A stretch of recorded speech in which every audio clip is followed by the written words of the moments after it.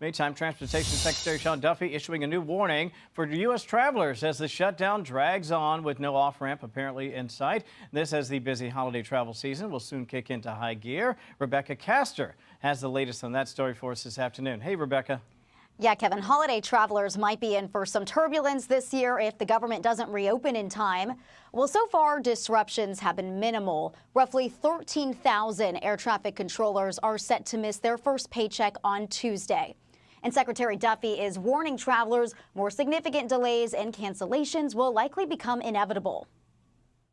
If we don't have enough controllers, if we have controllers that are more stressed and less able to do the job, we pay close attention to that, and we will reduce the capacity of airplanes taking off and landing, or we will cancel flights. I'm less concerned about you getting there on time. I want you to be safe. The Transportation Secretary has visited a number of air traffic control towers over the last 2 weeks and says many of the workers are angry and frustrated, and some are having to make tough decisions to make ends meet. They're looking at getting second jobs. They're looking at driving for Uber, DoorDash. They have gas payments put in their car. They're paying for childcare, mortgages. They're like every single American who may live paycheck to paycheck. They can't afford this. Duffy says the shutdown is also hurting his department's efforts to recruit more air traffic controllers and says some students are even dropping out of the FAA Academy because they don't want a job that doesn't pay. A Republican bill to pay all essential workers still on the job during the shutdown failed in the Senate Thursday. But new legislation from Senator Ted Cruz, which focuses solely on paying air traffic controllers and TSA agents, could be voted on next week. Flight issues were key to reopening the government shutdown during the longest shutdown ever in 2019. We'll see if history repeats itself here, Kevin.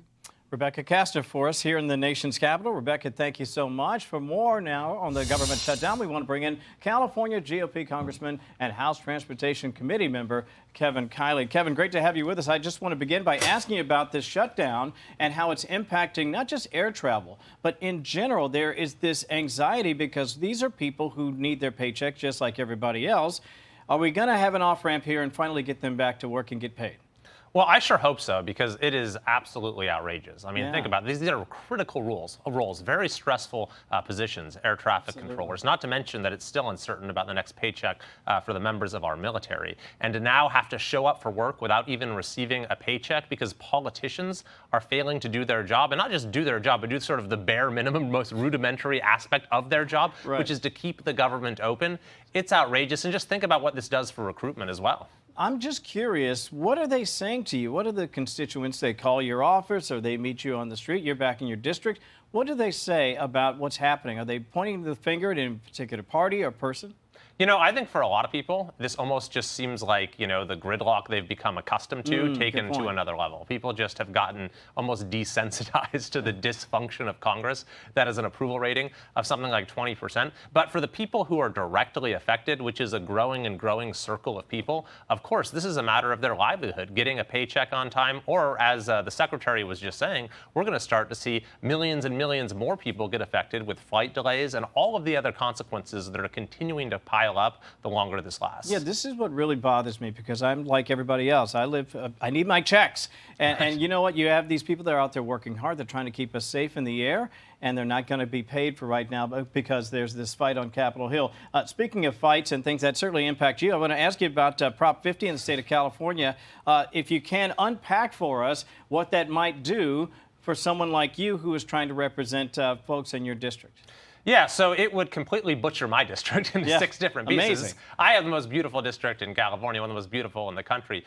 So I certainly don't like that. And the goal is explicitly a partisan one. Gavin Newsom has said the goal is to pick up 5 more seats and, quote, make California a whole lot bluer. But really, this isn't actually a matter of Democrats versus Republicans. It's a matter of voters versus politicians. And the corrupt political establishment in California, in Sacramento, trying to get more power for themselves by foisting upon our state a map that is not only gerrymandering, but Princeton University's institute rated it as one of the 2 most gerrymandered maps in the last 50 years. They gave it an F. And if you ask me, our state deserves a lot better than an F. Well, I don't understand how people can make that argument, especially when, like you said, if you really know California, and you and I know California, it's not 50-50, but it's certainly more like 45, Right. 55. And so this idea that it would be all blue doesn't seem to fly with a lot of folks who live there. Let me share this soundbite. This is former President Obama talking about Prop 50. Get your reaction on the other side.